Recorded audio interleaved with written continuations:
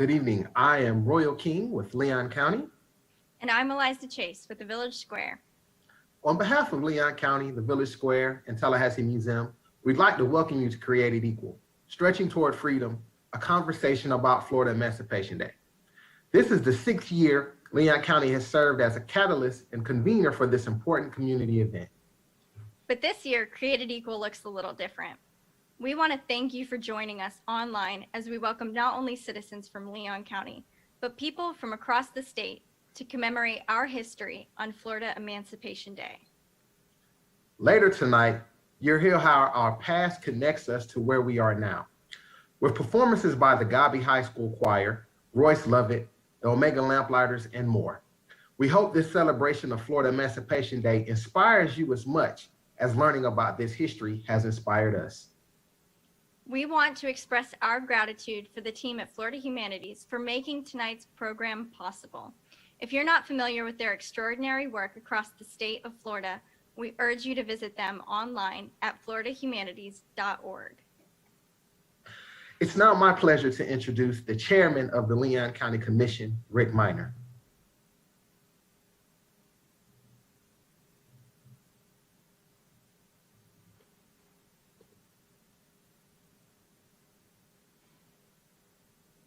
Thank you, Royal, and thanks to Village Square for the great partnership that makes tonight's statewide program possible. Good evening, everybody. My name is Rick Miner. I'm the chairman of the Leon County Board of County Commissioners. And I'm humbled to be here with you all on our 6th annual Created Equal event commemorating our Florida Emancipation Day holiday. I also want to take a moment and recognize our amazing panel, all of whom you'll hear about more during the program. Ms. Altamise Barnes, Dr. Paul Ortiz, Dr. Larry Rivers, and Keith Simmons. We are so excited to have you and many other leaders from across the state with us for what is surely to be a one-of-a-kind program. I'd also like to recognize my colleagues on the board who joined us virtually and others watching from home, as well as our county administrator, Vince Long. In public service to our county, we have the honor of working daily on the issues and the causes that matter most to you. And that's why Leon County government is proud to host this event with Village Square. For the last 6 years, we've been engaging citizens, asking hard questions, and breaking down barriers. I'd also like to thank our staff here at Leon County, as well as staff at the Village Square, for putting on this year's event and for creating opportunities for civil discourse to flourish. We started the Created Equal program in 2015 to host a frank conversation on race, and it has continued to grow each year with thousands of attendees. Although we live in a world with racial, social, and religious discrimination, we continue to see progress and to seek progress. We are never done. Tonight, we will come face to face with our communities and our state's own difficult history. You will hear much more later, but tonight we will discuss Florida Emancipation Day, how it came to be, and the important legacy it presents for us all. And I'm proud to live in a community that promotes diversity awareness and multiculturalism, and to live in a community in which our leaders aren't afraid to confront tough issues. Now I'd like to turn it over to Commissioner Carolyn Cummings.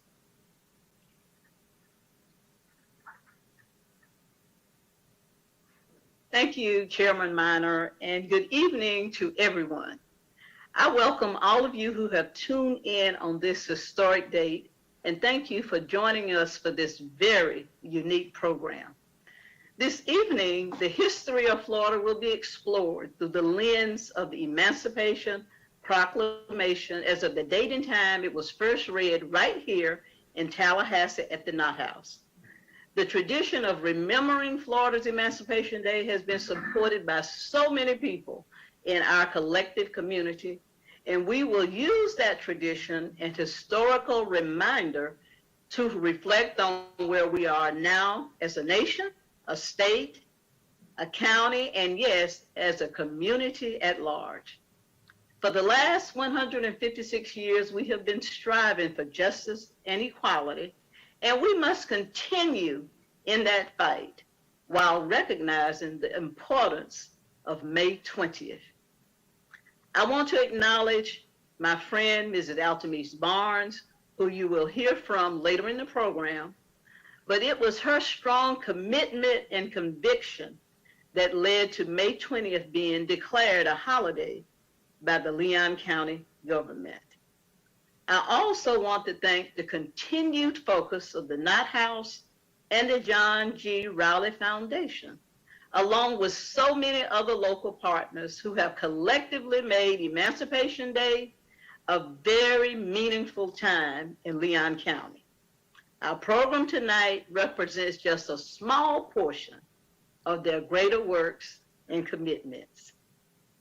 Again, I thank all of you for joining us tonight, and I thank everyone who contributed to the success of this program, including all of our very, very distinguished panelists. So I will now turn it back to Chairman Minor. Thank you very much and enjoy the program. Thank you, Commissioner Cummings. And now we welcome Commissioner Kristen Dozier to share her thoughts. Thank you, Mr. Chair. And good evening to everyone attending tonight's performance across the state. Created Equal is one of the most important and ambitious annual programs the county hosts. I have been proud to participate over the last 6 years and have enjoyed our conversations bringing family and others together. Previous programs have featured nationally known actors, local faces of color, deep, difficult conversations, and even a performance by Tallahassee Symphony Orchestra and the Morehouse Glee Club that featured an ode to understanding that gave the voice to Black men who were shot by law enforcement. Each program challenges how we think and how we talk about race equity. This year, like so many other things, and has already been referenced, Created Equal is a bit different. And I'd like to give a special shout out to our IT staff who has managed all of the virtual meetings this year. While we can't have direct conversations at the table, we can still connect with each other through this powerful program that explores Florida Emancipation Day. As a Leon County Commissioner, I share with my colleagues and take great pride that we were the first county in Florida to name Florida Emancipation Day a holiday. We have led the way across the state in recognizing this important day with a lot of efforts by our community and many incredible activists. And there is no better way to showcase the inaugural celebration than through Creative Equal. Both the city and county recognize today as an official holiday, and I also want to thank those local businesses that stepped up to recognize this important day as well. And finally, as my colleagues have done, I'd like to thank the Village Square for their work to make today's panel happen. At the county, we know we do our best work when we involve our whole community, and the Village Square has been a catalyst and an incredible partner for these great programs. Thank you to both Liz Joyner and Eliza Chase for their leadership and for making today a reality. So please, everyone, enjoy tonight's incredible program, and in the spirit of Created Equal, make what you hear today inform your actions tomorrow. Thank you very much. Back to you, Mr. Chair. Thank you, Commissioner Dozier. Thank you for everyone for joining us tonight. We look forward to the stories that will be shared and for each of you to share your own. Now I'll ask Royal and Eliza to continue with tonight's programming. Thank you, everyone, for being here. Thank you, Chairman Minor, Commissioner Cummings, and Commissioner Dozier. It was the Leon County Board of County Commissioners' decision to make May 20th a holiday that brings us all here tonight. Now, as we move forward with the programming, you'll see many community voices joining together to express our past, present, and examine where we may be going in the future. Now, as promised, before we move into our panel, please enjoy the Godby Choir and Royce Lovett singing Lift Every Voice and Sing, followed by an explanation of our local history with Jarvis Rozier. Lift every voice and sing, earth and heaven ring with the harmonies of liberty. Let our rejoicing rise highest and listening skies. Let it resound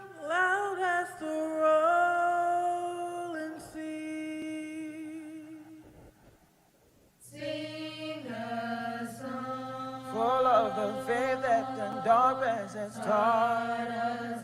Sing a song. Full of the hope that the present has brought us.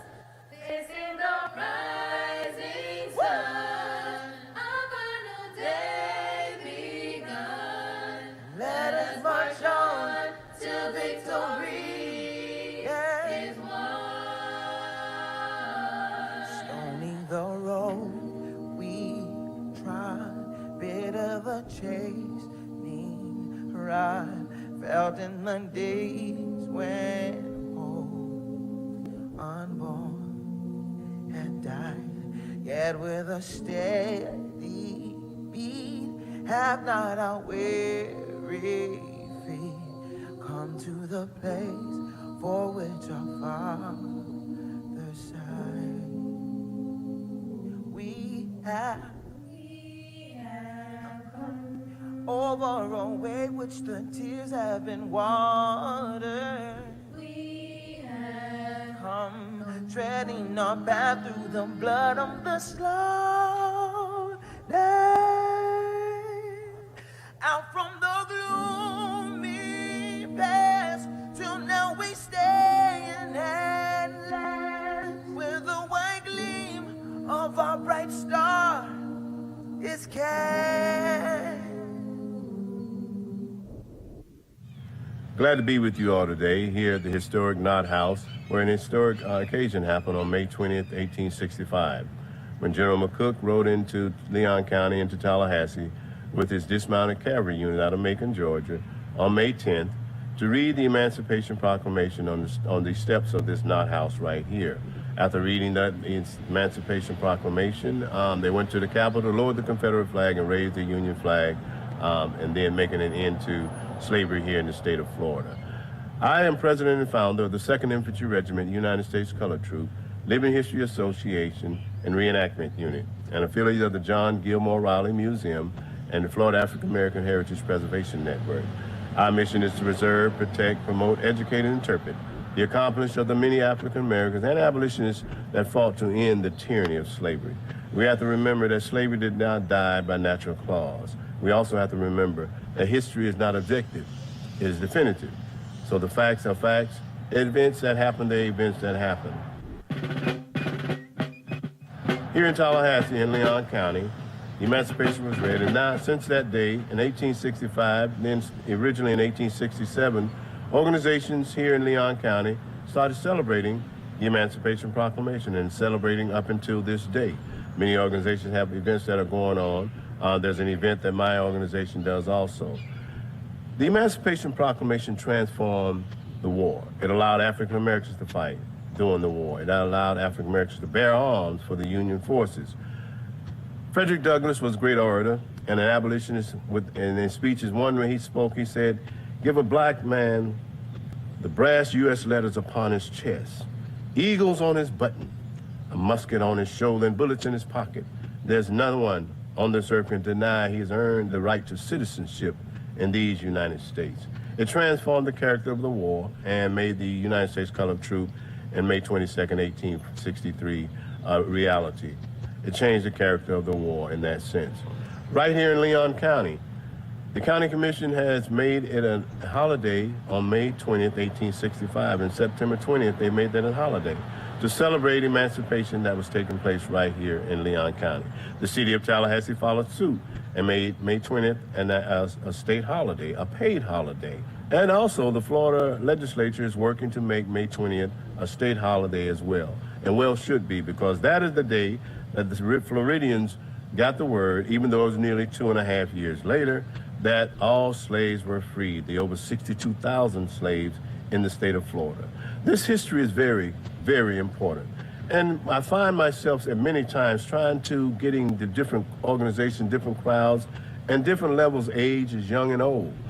And there's something that I usually do with the young kids that bring them into it, because, you know, when you go to schools, and I go to schools, it's kind of they're itchy and etchy, but you bring people into the reality of what it meant. You put them in that place. There was a formal prayer that was done by one of the United States Colored Troops. It's called the Soldier's Prayer.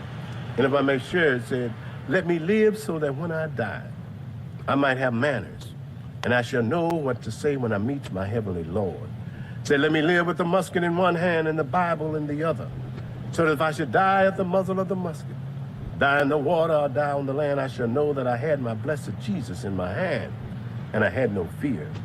That I left my wife and little children in the land of bondage. I hear my little ones cry out every night, where, oh, where is my father? But when I die, and the blessed morning rises, my feet shall stand in thy glory, bid one foot in the water and one foot on the land. And then I shall see my wife and little children once again. Many of the African Americans in the United States colored troop soldiers who actually fought here at the Battle of Natural Bridge in Leon County went to battle not knowing that they would come back home, but they knew that they were fighting for a better life for their family.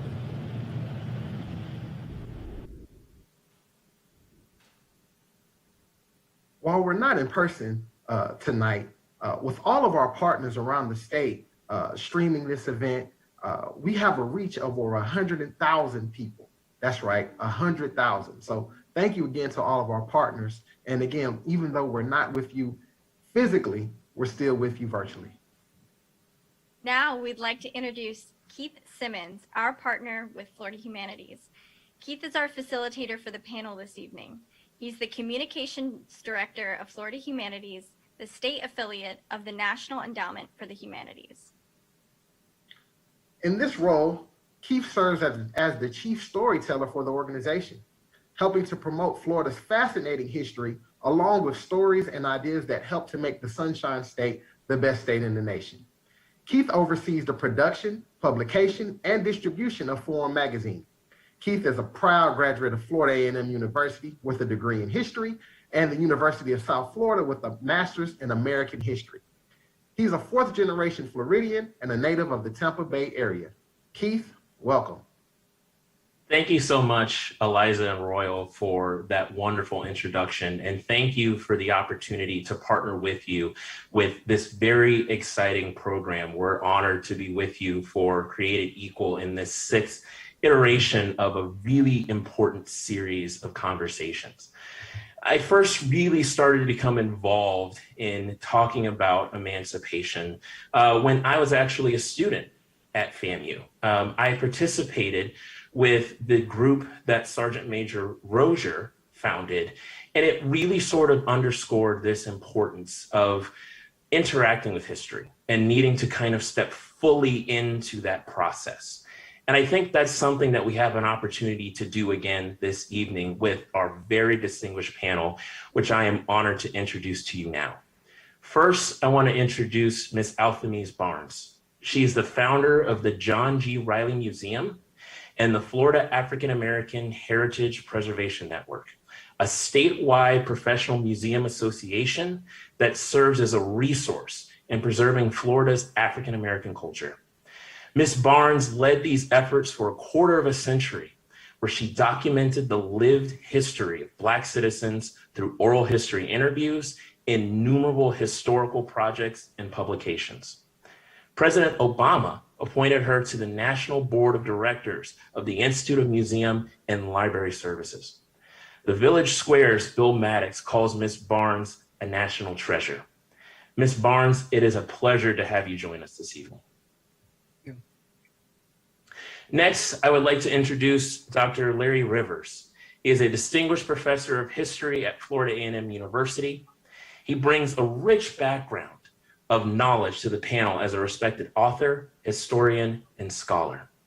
Dr. Rivers has authored or co-authored 8 books which have received numerous awards, including Slavery and Freedom, Territorial Days to Emancipation, Rebels and Runaways, Slave Resistance in the 19th Century Florida, and his most recent work, Father James Page, An Enslaved Preacher's Climb to Freedom.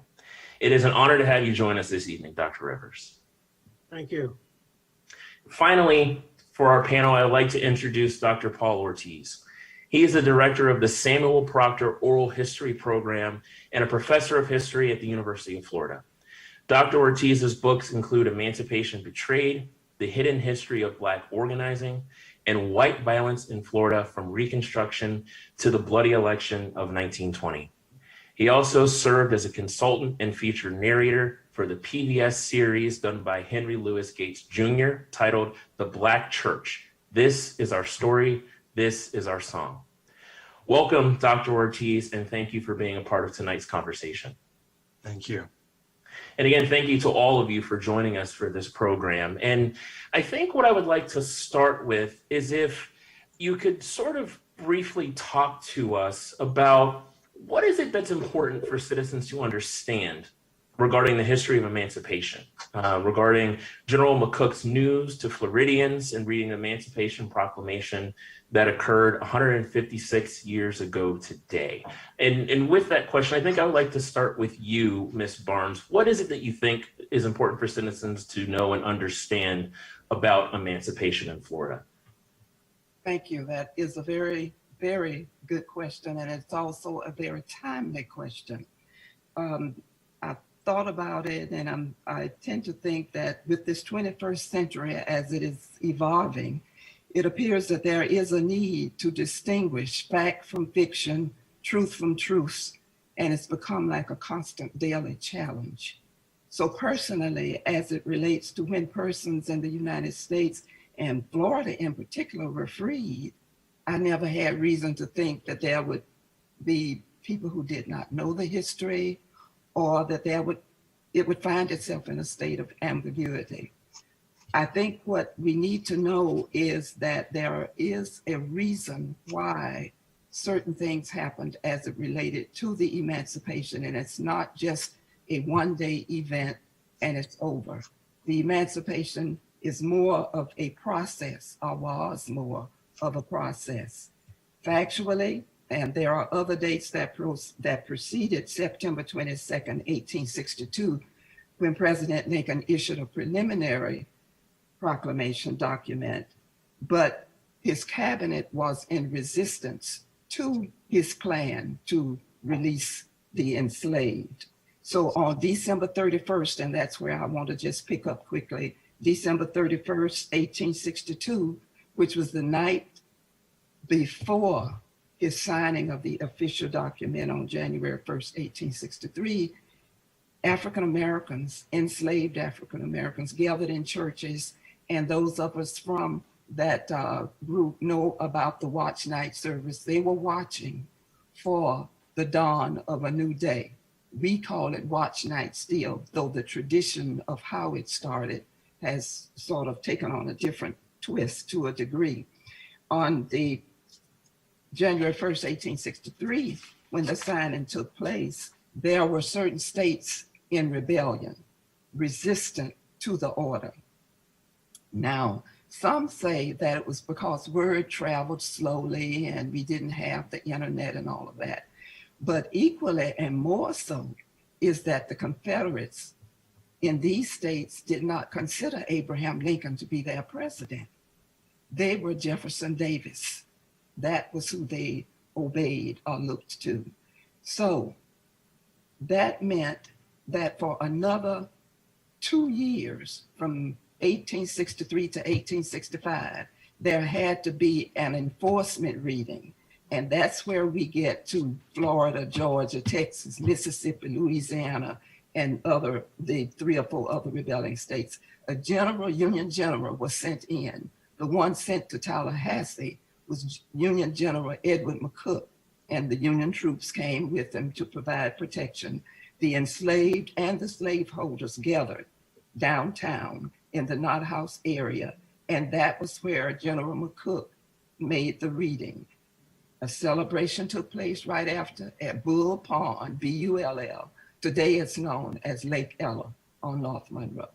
And from that date, May 20, 1865, celebrations have been held at locations across, not just in Tallahassee, but across the state of Florida eventually. And so I think we need to remember that that was a process and not get hung up on one day for this state, another for another. It took all of that to get us to the freedom, the point of freedom that we are commemorating today. Absolutely. And I wonder if Dr. Rivers, if you could sort of pick up on that in terms of talking about what is it that you think is important for citizens to understand about emancipation, and perhaps if you could maybe give us some context in terms of what is sort of going on historically leading up to the period of the Civil War that helps to give this greater sense of importance to emancipation. Well, thank you, because I really believe that Ms. Barnes really covered a lot of the fundamentals as it relates to the Emancipation Proclamation. Well, the Emancipation Proclamation symbolized, first and foremost, freedom for former enslaved people from legalized servitude. And when we look at liberty earned, one thing that we have to take a look at is that over time, African Americans would have to continue to fight for their liberty even after the Emancipation Proclamation. But to put this into context as well, the Emancipation Proclamation certainly is an important document, but we also have to consider the 13th Amendment, which was added to the Constitution in February of 1865, which by law abolished slavery. So we have to kind of look at this in context in terms of how the emancipation, as Ms. Barnes stated, developed from a preliminary Emancipation Proclamation to the proclamation to finally getting to enslaved people, letting them know that they were free. But at the end of the day, another important point is that the 13th Amendment should also be spoken about in the same breath as when you're talking about the Emancipation Proclamation.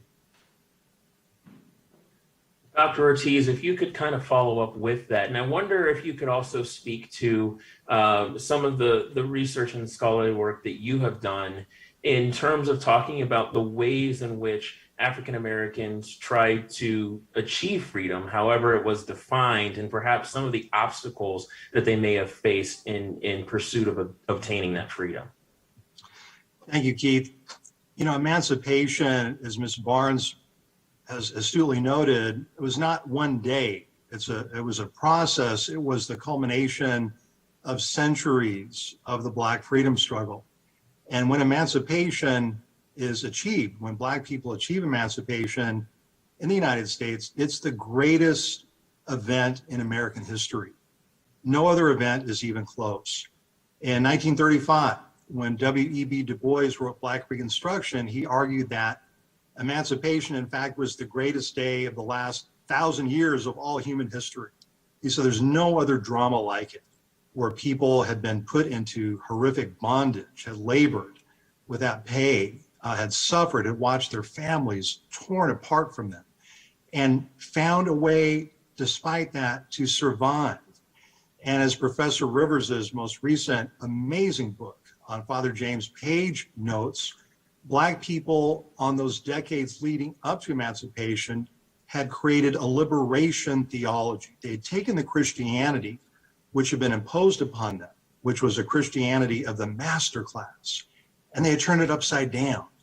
And it was people like the Reverend Dr. Howard Thurman, a Florida native who was taught Christianity by his former slave grandmother from Madison County, who was one of the people instrumental in explaining how enslaved African Americans had turned Christianity into liberation theology. The other thing we should remember, Keith, is that, again, based upon the research that Dr. Rivers and others have done, Florida has always been a battleground of the struggle between freedom and slavery. There were large maroon communities here in the early 19th century. One of them not far from where you're sitting right now, whether you're in Tallahassee or whether you're in St. Petersburg, right? Prospect Bluff, Angola, Florida. African Americans who had escaped from slavery from South Carolina, from Georgia, from Alabama, found freedom, sometimes allied themselves with the Seminole Indians, fought 3 major wars to try to keep slavery out of Florida as best as they possibly could. So by the time the Civil War broke out in 1861, Black Floridians have been fighting for freedom for generations. And so it's no surprise that they answered the call en masse. And when the United States of America finally woke up, because remember at the outset of the Civil War, even old Abraham Lincoln wasn't sure what the war was quite about, right? He said, if I have to preserve slavery to save the Union, well, I'm going to do it because saving the Union is paramount. And his friend Frederick Douglass said, oh, President Lincoln, you can't do that, sir. That's like going into battle with one hand tied behind your back. And until you recognize that this war is about slavery, you're not going to be able to save the Union. And so when Lincoln wakes up, and when that Emancipation Proclamation is passed in the middle of the Civil War, and remember how it's characterized by Lincoln and his cabinet, it's characterized as a labor measure. And it's enslaved African Americans who have taught President Lincoln they're willing to fight, they're willing to dig ditches, they're willing to help escaped Union POWs, they're willing to spy and help Union regiments and along Florida's rivers. And so they've taught the United States, we're ready to fight. If you'll make this a war about slavery to end slavery, then we will register and enlist in mass. And over 1,000 Black Floridians enter into the Union Army. And some of them, like Josiah T. Walls, is there with the 3rd United States Colored Troops for that liberation of Tallahassee and emancipation. It's a remarkable event. We're still learning so much about it. And I'm so proud to be part of this wonderful panel and event. Absolutely. And, you know, I think there's so many types of things that we could get into with this evening. And, you know, unfortunately, we're not going to be able to take, I think, questions directly from the audience, but we did our best to sort of integrate some of their questions and things that they're curious about into some of the things that we'll be discussing this evening. I think before we start to go a little bit more into ways that we can sort of carry this forward, Ms. Barnes, I want to ask you about your connection to Emancipation Day in Florida. It's my understanding that your family is sort of a part of this history. And so I wonder if you could just talk to us a little bit about what is that connection that your family has to this history? And if you could also talk about some of the work that you have been doing over the past few months in regard to the recognition of Emancipation Day here in Florida. Okay, yes. I am very much a part of emancipation. I'm a 6th generation Floridian, born in Tallahassee. And as far as I know, when I came to know myself, I knew emancipation, 20th of May. Some of our elders say 20th of May, but we knew what they meant. From the day I entered school, May 20th was a holiday. It stayed that way up until 5th grade. At that point, the school district started giving a little money to the segregated school that I was attending. So we didn't have the holiday anymore, but we knew to rush home right after school because our parents were waiting. Our parents, that was a day off for them as well. They were waiting to take us back, we called it out home, to the former plantation land. But by that time, as a result, later on, as a result of some of our ancestors being able to acquire property, they would hold the emancipation either at the Black church or a Black school or on property owned by African Americans. My great grandmother, along with her good friend Sarah Hill, started one of those celebrations on the old Guy Winthrop plantation. It later moved up to Centerville Road. So, and then my father was born on Weelaunee Plantation, and that was where his parents grew up. By the time my father came along, it was sharecropping and tenant farming.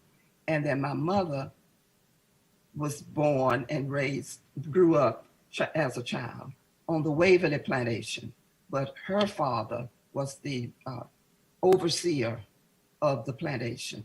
So I'm out of that background. We have we would go in the back in the country, and we all had to learn how to plait the maypole. We would go into the church first, and they would explain to us why we were there. what it was all about. And of course, as young children, we were anxious for them to get that part over so we could get out and start playing and what have you. But it's an ingrained thing. And so that was why when I saw this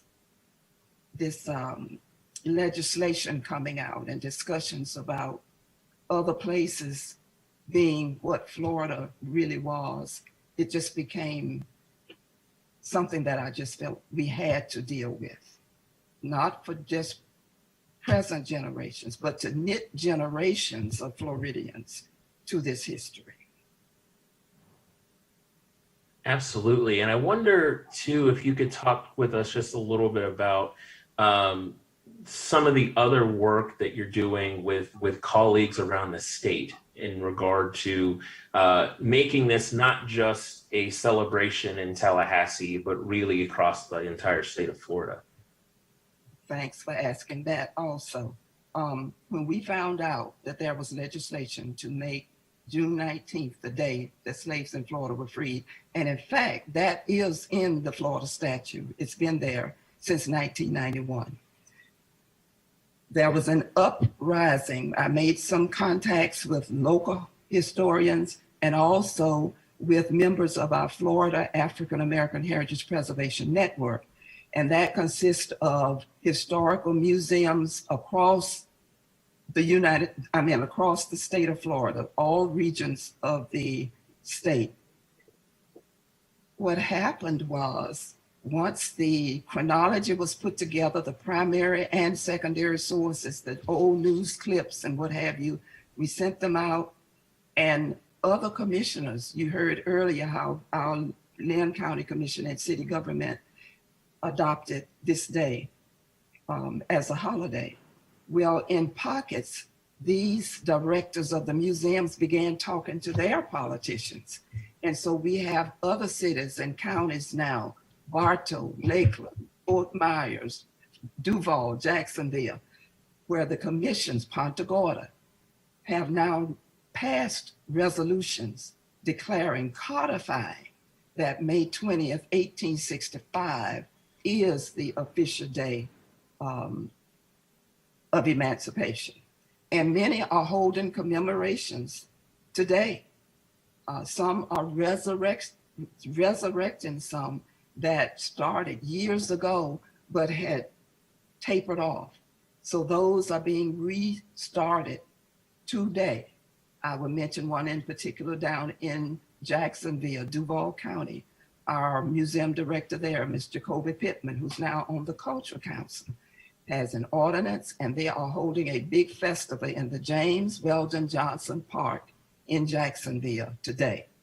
So that is the kind of mobilization. We had the Council on Culture and the Arts. We had the Tallahassee Historical Society, the Florida Historical Society, just a diverse group of people who appeared before the legislative committees time and again to make the point that let's correct the history. We are not trying to say, if someone wants to celebrate another time, fine.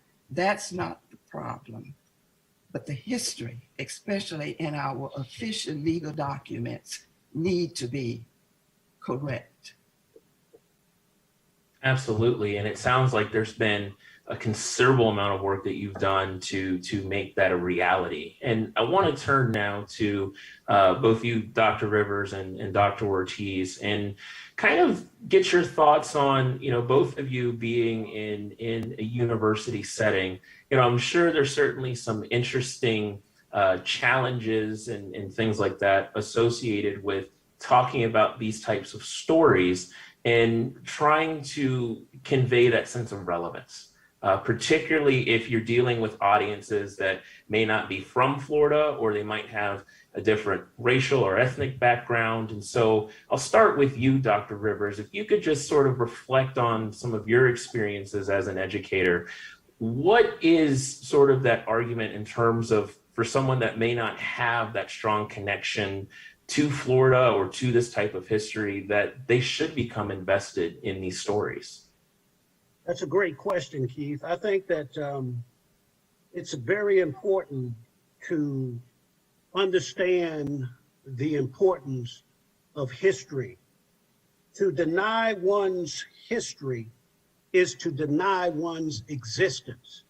And I try to get my students to understand the importance of history and the importance of how people respect history in terms of how they place monuments, statues that deal with individuals. And I give them an exercise in my class. A lot of them are from Florida, a few of them are not. And I give them an exercise at the beginning of each semester when I teach my Florida history class. And I tell them to list the 67 counties, which they can't. And then I ask them to name the presidents of those counties. They do a pretty good job with Washington and Taylor and Monroe and Jefferson and Jackson. Then I ask them, I say, why is that important? And we discuss that. Then I continue. I ask them to name a mammal, and they name the manatee. I say, name a county named after a Confederate general. They name Robert E. Lee. I say, name counties after indigenous people. They name Osceola and Seminole counties. And I asked the next question. I said, Florida in 1865 had an enslaved free population of 45%. That is almost one half of the population of Florida in 1865 consisted of African Americans. And of the counties that you remember, name one county. Now these 45% helped to make the economy, helped to build Florida. But name one county that's named after an African American. They looked around very puzzled, because when you try to make history relevant, you have to use examples such as the one that I did. And then I asked students from Georgia, and some were from South Carolina. I said, think about the history in your states. Are African Americans a part of that? Do we live African American history by what we see in terms of our monuments, our signs, our streets? I said, history is very important, because when you deny a group its history, you're saying that they're not important, that they haven't contributed anything to society. So we must understand the overall importance of history. And if you deny another man's or woman's history, then possibly they can also deny your history. So we must understand history as a comprehensive concept in order for this country to move forward. Dr. Ortiz, I would pose the same question to you, sort of drawing from your experience as an educator. What do you see as some of those challenges in terms of conveying the importance of this history to some of your students? The challenges, Keith, are enormous in our society, which is geared to forget those aspects of our history that we would prefer to kind of sweep under the rug. Dr. Martin Luther King Jr. referred to the effort to hide the contributions of African Americans as cultural homicide. That's a direct quote. That's exactly what Dr. Rivers is talking about. By refusing to name a single county in the state of Florida, a state which up into the Civil War, over half the population were enslaved Black people. The failure to name a single county after a Black person in this state, I would argue, is an example of what Dr. Martin Luther King refers to as cultural homicide. Now, it's very challenging at the University of Florida where I teach, because our students come into the classroom with a very limited understanding of history. The state legislature has made it much harder. They allow students to take AP credits in high school, AP history classes. And so a lot of them don't take history in college. And so they may receive their bachelor's degrees. I hate to use this term, but they may receive bachelor's degrees completely ignorant of Florida history. This is really a crime. And what it means in terms of African-American history is that very few of my students, unless they take courses in African-American studies, understand the contributions that African-Americans made towards their own emancipation and towards the saving of this union. We wouldn't be having this discussion if it weren't for the fact that hundreds of thousands of African-Americans cast their lots in this nation's most desperate hour to throw down and support the United States of America when it was facing the largest insurrection that had ever been faced by any republic in this hemisphere. And remember, Keith, when Black men volunteered for the Union Army in Florida in 1863 or 64, they did so under the threat of their own lives. Because if you were a Black man in a United States Army uniform, like we saw during the introduction of this program, if you were in the 3rd United States Colored Troops and you were captured by members of the Confederate Army, you are not going to be treated like a prisoner of war. You're going to be treated under Confederate law as an escaped slave in a state of insurgency. And we have documents, written documents from Confederate sources. The Battle of Natural Bridges was mentioned. We have documents that talk about Confederate commanders telling their soldiers before battles with Black soldiers in the Deep South, Keith, saying that if you capture any of those Black SOBs, you don't treat them as POWs. You execute them on the spot. And this is why we say that it's Black contributions of Black courage and Black heroism which saved this country. And it goes back centuries, right? It's what Cedric Robinson called the Black radical tradition. It's Black history where we understand. I mean, I teach Black history, Keith, as the greatest civics lesson you can possibly teach at any level, K through 6, K through 12, a BA level in college or in graduate school. It's really the greatest civics lesson possible because of people who are completely repudiated and cast out by this nation risked their lives over and over again, from the time of the American Revolution to the War of 1812, to the Civil War, World War I, World War II. In none of those wars did Black people have equal rights. And yet they volunteered by the hundreds of thousands to step up to save this country. Tell me what is a better civics lesson than that record of continuous service.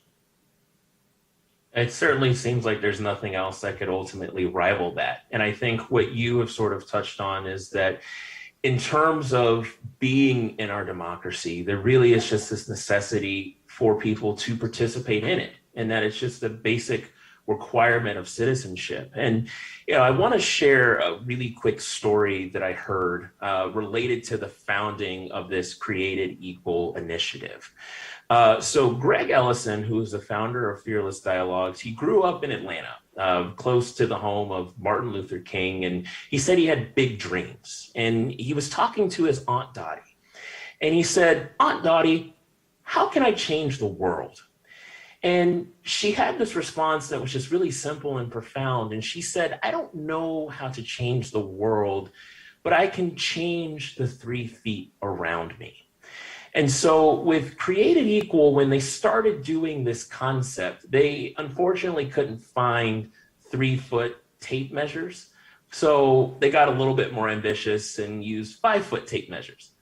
But ultimately, what they wanted to do when they're doing some of these programs is they'll bring out those tape measures and they'll have a room full of hundreds of people end to end where you are within the close confines of others that are within that 5 feet. And so when we're talking about making change and we're talking about making things better, it's just starting within that core group. And so I want to start with you, Ms. Barnes, and I wonder if you could just sort of share with us what advice would you give to someone if they were to ask you, how can they try to change the 5 feet around them so that hopefully, in the words of Dr. King, we can ensure that this arc of the universe ultimately bends towards justice? Powerful question and a good one. Coming out of my experience, I would say with the Riley House Research Center, and we are strong on advocacy, I would say bringing others into a circle, others who do not look like me, but bringing them into the circle and sharing openly my journey. Now, what's your journey? And so that we begin to understand better who we are and what we are about and can be about. I want to just throw in one thing here that might be a little different. I had someone to say to me that when we were preparing for the emancipation legislation and that piece of the work, this person wanted to know, well, why should a white person be concerned about this topic? It seems that that should be something that Blacks work out among themselves. Of course, I was taken aback in a way, but my thing is, if that kind of question is coming, that is a very myopic view, a very narrow view as far as I'm concerned, because when we look at where we all are, and then I'm going to go to what happened after slavery. We're talking a lot about slavery, but if we begin to teach each other and show each other that it took all of us to create this society. Yes, in slavery, we were limited, but afterward, when we move into Reconstruction, there are so many contributions, so many benefits, so much value that was brought about as a result of breaking down those walls. So I think we need to be more open and honest in discussions, not be afraid to address certain topics. I hear some say, well, it's too sensitive. There's a bill now, I understand, being proposed where it's an instruction or given direction on how classroom teachers should not be allowed to present topics that would be upsetting to students. And so within that is something that talking one-on-one certainly can happen within 3 feet, 5 feet. And then I also talk about good manners. Sometimes if we just get in the habit every day, and the person might not even speak back, but start saying good morning, good afternoon, or if someone opens the door, thank you, be it the post office, the bank, or whatever. To me, that's recognizing people, all people, as human beings with a soul, with a presence. That's the beginning point. Absolutely. No, thank you for that. That's wonderful. And Dr. Rivers would pose the same question to you. What is your sense for the things that someone could do if they just simply want to try to change the 5 feet around them? I will continue on the same thought pattern as Ms. Barnes. The most important thing that I think a person can do within his or her 5 feet is service. Talk about the importance of service. It is not always about us. It's not always about me, but it's about what I can do to make life better for someone else within my circle. To be truthful and transparent about history, about events, willing to stand up for what is right, regardless of the cost. Becoming a role model, serving where none of us is perfect. However, we can still try to be role models for young people coming through and teaching them how they should behave, how they should speak, how they should talk. And so I think when we look at that 5 feet, it's a combination of several things: service, being a role model, being truthful and transparent, being cordial to others, being friendly. This country has gotten just mean to each other. So within the 5 feet that I would occupy, I would try to do the things that I've just mentioned: service, role model, truthfulness, transparency, and being cordial to others. Dr. Ortiz, again, the same question for you as well. What would you say to someone if they wanted to try to change the 5 feet around them? I would follow the examples, Keith, that African Americans set at the Day of Jubilee, at the moment of emancipation. In my more recent book, An African American and Latinx History of the United States, what I discovered was that African Americans felt that emancipation in one country was not enough. And the first thing they did in Florida and other states in the Deep South was they said, we're not going to disband our anti-slavery associations. We're not going to pack up and say, wow, we made it. You know, brother and sister, we're free. You know, look at us, right? They did exactly the opposite. They said, what about slavery in Cuba? What about slavery in Brazil? What about serfdom in Russia?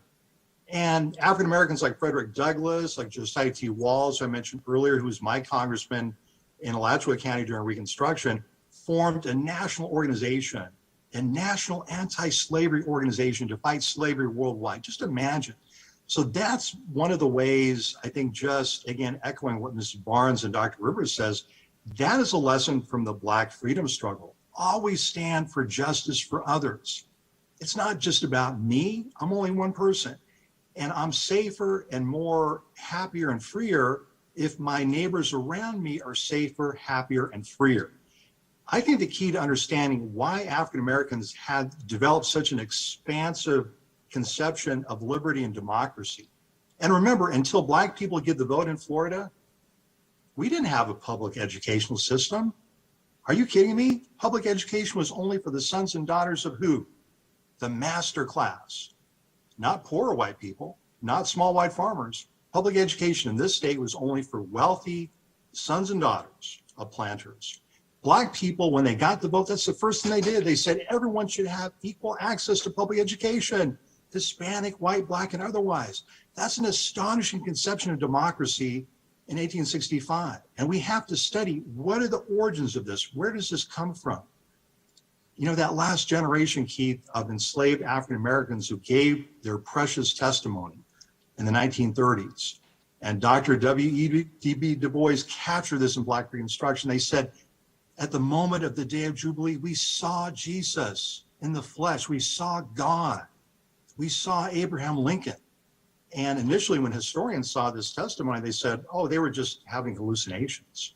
But they weren't. This is what the Day of Jubilee meant. It was the culmination of centuries of sacred struggle. But we also have to remember the unfinished elements of this, Keith, because it gets back to your question about the 5 feet around us.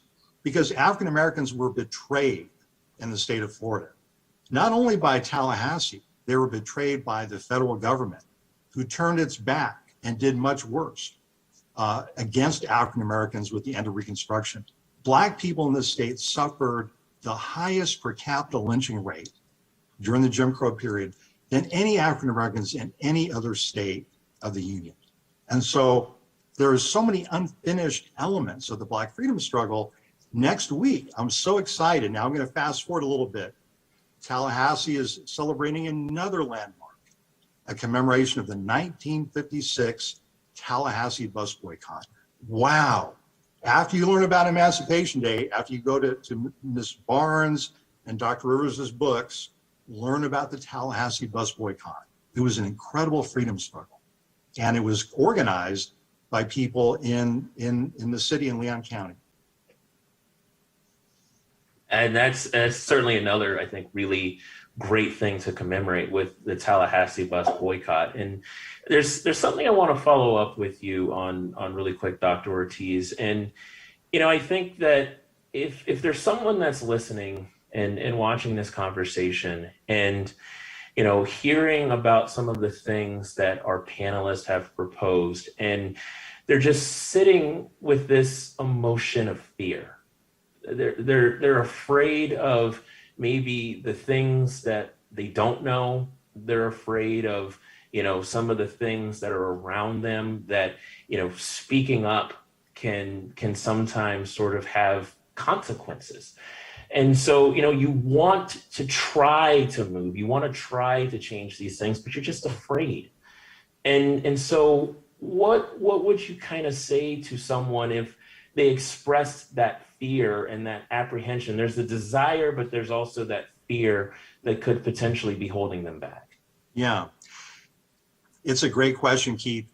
I would suggest doing what African Americans did during Reconstruction, which is that when we teach history, we tend to do it mistakenly, I believe. We talk about leaders, right? I've already talked about Abraham Lincoln. We talk about Harriet Tubman, Frederick Douglass, these iconic, heroic figures. And as we should, they stick out, they're incredible people. But what we forget is that change doesn't happen from the top. It doesn't happen because of Frederick Douglass or Harriet Tubman or Abraham Lincoln. It happens because thousands of people got together to change things. And so the best way to grapple with fear is to organize where you're at, whether it's a church, a labor union, a class, your neighborhood, where you feel most comfortable with, and find other people who can join with you so that you don't have to necessarily put yourself out there to be in the forefront, right? What we need are more followers, I believe, than leaders. What I mean by this is many of us in Tallahassee remember the great Mrs. Laura Dixie. When Mrs. Laura Dixie passed away, Reverend Dr. Holmes referred to her as the mother of the Tallahassee Civil Rights Movement. Now, Mrs. Dixie was not highly educated. She never earned a college degree, but she was an organizer. She was always there for people. People were always welcome in her home. She made people feel like they were something. She didn't ask you what degree you had. She didn't ask you how much money you made. And she was the person who, on those early mornings before she started her shift as a certified nursing assistant, who would go from bus stop to bus stop, 5 a.m. in the morning in Tallahassee, Mrs. Barnes, right? To tell her neighbors, brother, sister, ma'am, please don't get on that bus. We have a boycott going on. Haven't you heard Reverend Steele? Haven't you heard Dr. King? We've got to stay off the bus. Yes, it's inconvenient, but we've got to do this for justice. We've got to do the right thing. And I will hazard a guess that very few of our viewers tonight have heard the name of Laura Dixie. She was not a speech maker. She was not this charismatic person who stood out in front of crowds. But getting back to your question, Keith, she was a silent organizer, right? One by one, so that nobody around her had to risk their lives necessarily, although it was always risky, right? So I would say that community organizing is the way to deal with fear, to not take it on yourself, to not feel like, oh, this is my burden alone to bear. This is the great lesson of the Black freedom struggle. It's organization. Absolutely. And I know that we're sort of drawing down a little bit on time, but I want to encourage everyone to stick around after our program here ends, because we got another exciting and really interesting program for everyone to get into. And Ms. Barnes, I wonder if you could just sort of let our audience know what to expect with Dr. Barita and the program that's going to be coming up next. Yes, what we have coming up after this, we talked about how this has now reached across the state of Florida. So we have clips from the Clara White Mission in Jacksonville, and that's headed up by Jacoby Pittman. And I don't know if, I'm pretty sure Dr. Ortiz and Dr. Rivers knew of Clara White and Eartha White, who started the mission to feed the homeless in Jacksonville. Yes. And now it also has a museum expanded program where Jacoby Pittman is the head of that organization now. So she did a clip. She's the one that's kicking off the reincarnation of Emancipation Day that the whites started some years ago. So she'll have a clip. And then we have Miss Vivian Filer, Gainesville, who is the director, founder and director of the Cotton Club and Museum, who is going to share what is happening in Alachua in Gainesville. And I want to do a shout out to Senator Keith Perry and his aide, Vernon Keenan, who have worked very hard along with Ms. Filer to organize that museum and get it up and going. And then down in Punta Gorda, Dr. Martha Beretta, who has always continued the emancipation celebrations. And see, that was an area too where the people from Mariana, someone from Mariana moved to Punta Gorda and brought the tradition to Charlotte County, Punta Gorda, because that's farther down the state. And that's how it picked up. And with her mom, Miss Bernice Russell. So she is sharing a clip as well for what is happening in that area. So that is what will follow when we've completed here. Absolutely. And so I want to say one thing, just to go back to what Dr. Ortiz mentioned about having organizers, Mrs. Daisy Young and Laura Dixie, Mary Ola Gaines, my husband and I, Calvin Barnes, know about all of them because we were involved in the civil rights and the NAACP movement. But I thought about something that was a standard saying with NAACP, and that was that the strength, you need followers, that's where I'm going. The strength of the wolf is in the pack. You get it? You need followers back there. The strength of the wolf is in the pack. That's what you call community organizing. Somebody's got to be there, but you've got to have those backup. It was the same with the emancipation situation that we went through with the legislature. I had people calling me Captain, but I said, well, I'm not Captain, but I needed them. They would call and say, now don't forget, we're meeting at the Civic Center at 8:30. I'll get there. There they were waiting, you know. So the strength of the wolf is where? Is in the pack. absolutely. I absolutely love that. I'm going to find some way to integrate that into my work for the rest of this week. So thank you for that. And on behalf of Florida Humanities, Leon County Government, and the Village Square, I'd like to thank all of you, Ms. Barnes, Dr. Rivers, Dr. Ortiz, for being part of tonight's conversation. And so I wonder if you could just quickly, I want to pose this quickly to the three of you, just sort of in closing. We have about a minute, I think, for each of you. And I want to start with you, Dr. Rivers. One of the things that we're obviously reflecting on when it comes to emancipation is freedom. So I wonder if you could just sort of tell us, what does freedom mean to you? I'll tell you in a nutshell, freedom is important to me because it's the opposite of slavery. And I believe that when you are free, you're independent, you do as you please, as long as it doesn't infringe on the rights of others.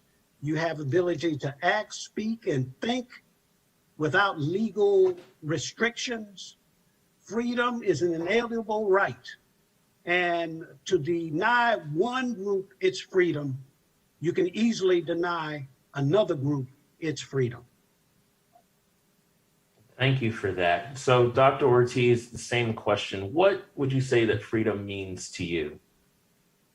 Freedom, it gets back to the beginning in terms of emancipation. It's not an absolute goal that we'll never see the end of it. It's something we strive for. It's progress. And it's Frederick Douglass saying, without struggle, there is no progress, right? It's the right to care for others and the right to, if I see an injustice, the right to speak out against that injustice. And these are all lessons that I've learned from Black history. Thank you for that. And finally, Ms. Barnes, the same question.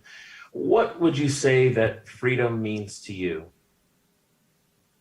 Well, I would reflect back to the period of slavery reconstruction where freedom means having opportunities, the access to opportunities, the same resources and sources as anyone else, and the right to achieve, contribute, accomplish based on your skill and ability and nothing more.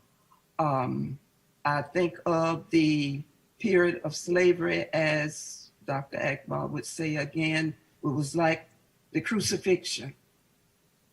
And then after that came Reconstruction, where people were free and could go about benefiting, sharing with others, gaining, being productive, that period of the resurrection. So that's when that's what happens when one is free and have access, opportunity without restriction. Absolutely. I absolutely agree with that. And, I would just also like to say, sort of in closing, that I think the three of you are truly inspirational in terms of the work that you're doing on a daily basis in regard to talking about these types of histories. And I think we talked a lot tonight about the importance of courage, that the strength of the wolf is in the pack. See, I was able to use it, but I'm going to find some more ways to use it. I promise you, Ms. Barnes. And really that I think this is just a celebration. And that's sort of the intention with this Emancipation Day, is that it's not just a matter of that pain that I think so many enslaved African Americans experience, but it is truly the jubilation of freedom. And it is recognizing that we are in this, we have this opportunity to make sure that everyone has access to democracy. And so I'm just truly grateful for you and for all three of you for the work that you do and for your participation this evening. I think it was a really powerful conversation. Again, I'm just so grateful that the three of you were able to join us. Thank you. Thank you. You. Thank you very much.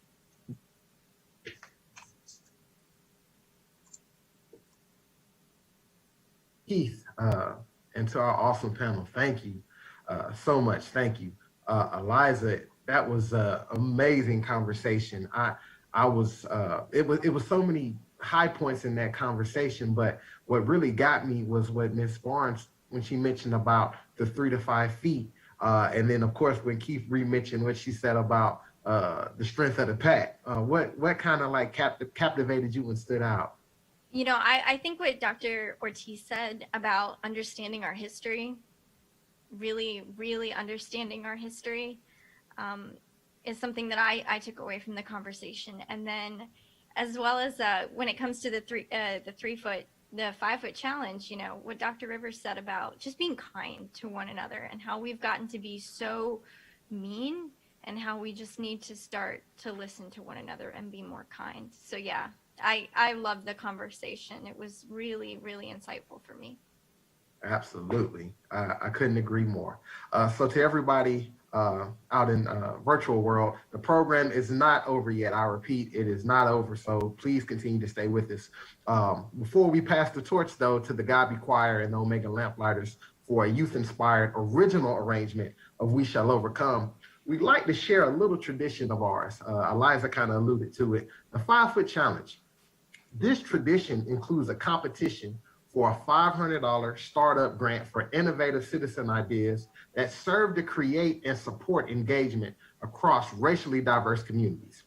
If you watch the program by Zoom, we'll email you a link where you can get more information about this opportunity after tonight's program.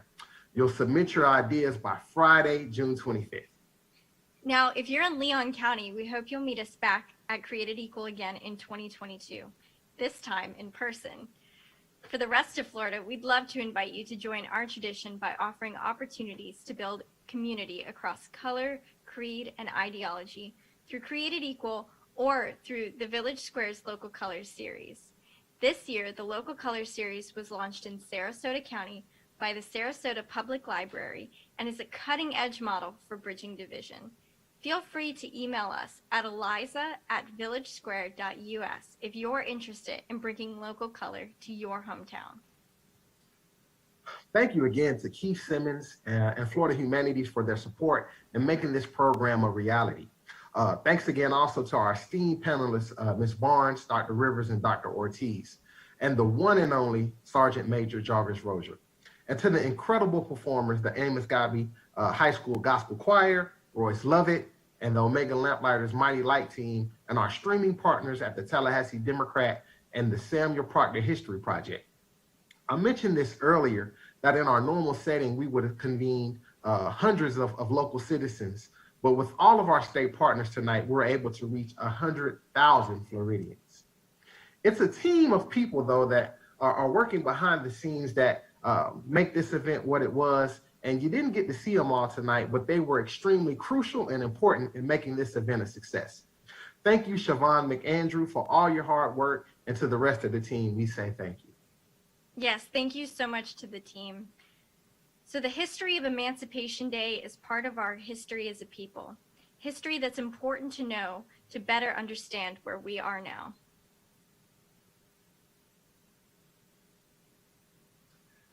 You can find a video of this program on the Leon County Facebook page and YouTube channel immediately after the program has ended tonight. You will also be able to find the program broadcast on Comcast Channel 16. We hope you'll share it with your friends across the entire state of Florida. If you're in Tallahassee, we want to invite you to tune in tonight at 9 p.m. on WFSU TV to Invisible History, Middle Florida's Hidden Roots, by local filmmaker Valerie Schuin, which examines the little-known history of plantations and the enslaved in North Florida.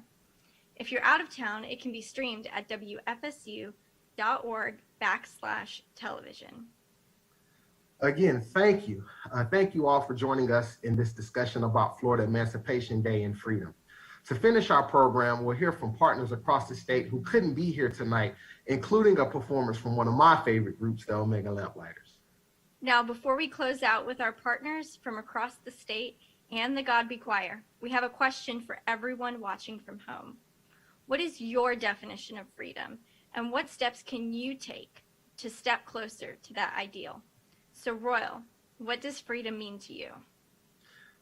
Eliza, I thought about this a lot, but in short, I would have to say that freedom means and is the pursuit of happiness and the opportunity to live out your purpose without fear. What does it mean to you, Eliza? I think that freedom means finding relief. I think it means feeling the sun on your face and knowing that your life is your own and that your destiny is yours to control. All right, I'm gonna take your answer. Also, I wanted to quickly share that we have received many social media comments on the program. While I'd like to read them all to you, I'll just say that many express appreciation for the expertise and drive of our panel, the videos we shared, and the conversations we've started. I imagine that we're also a bunch of comments praising the program moderator. So kudos to you too, Keith. But I'll read all those later. Seriously though, thank you to many who tuned in and shared online. And because this is a statewide program, we asked some of our friends around the state what freedom means to them. So enjoy.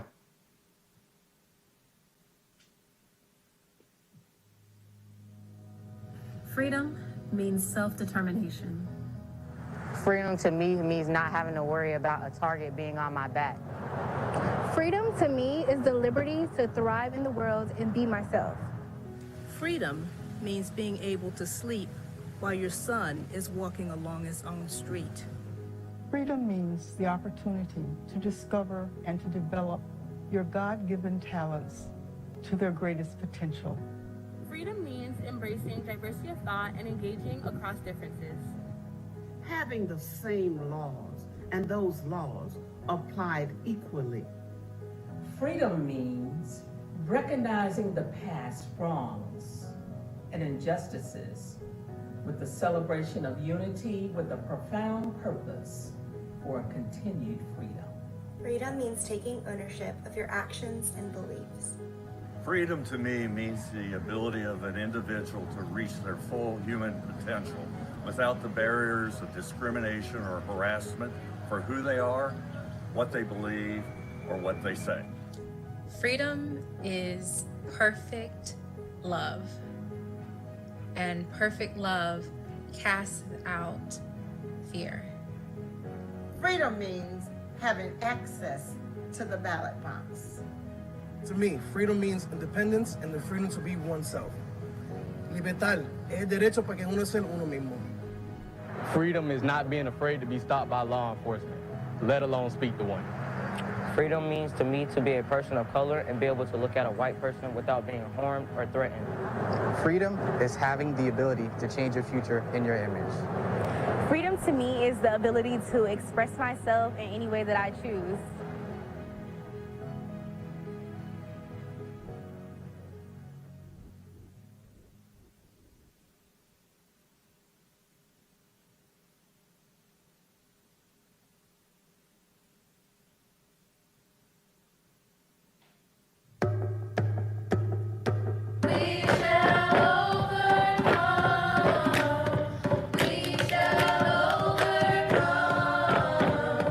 We shall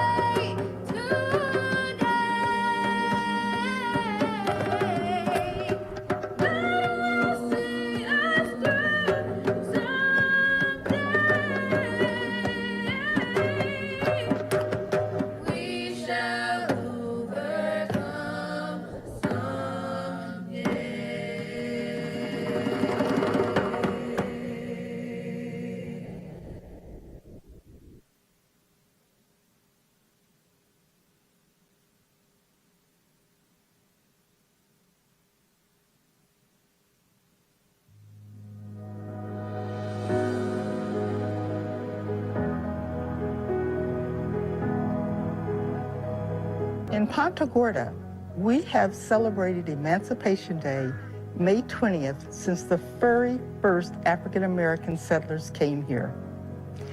They would have a huge parade through the center of town. There were fish fries, there were speeches, and of course, everybody contributed money for the colored school. This year, because of the coronavirus, we are closed, but yet we will celebrate Emancipation Day, May 20th. Our own Scott Shively, who represents General Matt Cook, will from this porch, as he does every single year, read the Emancipation Order. It will be on our website, www.blanchardhousemuseum.org on May 20th for everyone to hear. Thank you. Hello, everyone. My name is Jacoby Pittman, and I'm the City Councilwoman from Jacksonville, Florida. Listen, I'm so excited because on May 20th of this year, in a few weeks, in this very park, we're doing the Emancipation Celebration Day.